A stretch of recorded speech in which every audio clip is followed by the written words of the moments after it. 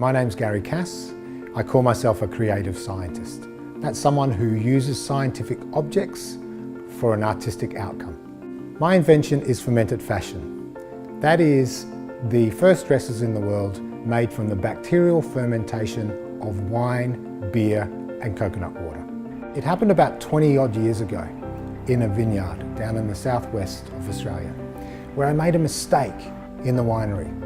I contaminated a vat of wine with some of this bacteria. Now, it was a non-harmful, non-infectious bacteria, and that bacteria called Acetobacter converted the wine into vinegar. The byproduct of that conversion of wine to vinegar is this slimy, sludgy material that formed on the top of the vat. Many years later, when I was working with a fashion designer, Donna Franklin, and we were looking at the future of fashion and trying to find more environmentally sustainable fabrics, my mind shot back to this material that I'd found in the vineyard. We did a bit of research on this material and found that it was a cellulose product. Now, if we know anything about cellulose and cellulose fibres, that's what cotton is made from. So it didn't take us too long to work out that if it was a cotton-like material, we could make garments from it.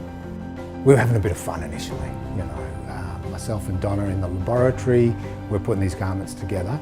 We did a photo shoot, and all of a sudden, the world's press got hold of it and it just went crazy. So that sort of drove us on to making more garments, to try and improve the garments, making them more wearable, which we're still doing today. One of the other industries that we'll look into will be the horticulture world.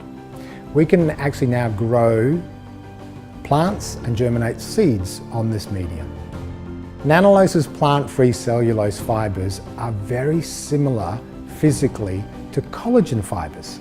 We've now found that we can grow eardrum cells, liver cells, human and muscle cells on our fibre.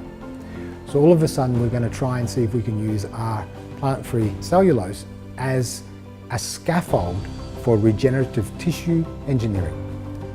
Within the next year or two, we would like to get our plant-free cellulose fibres out into the fashion world. We want the world to be wearing our garments.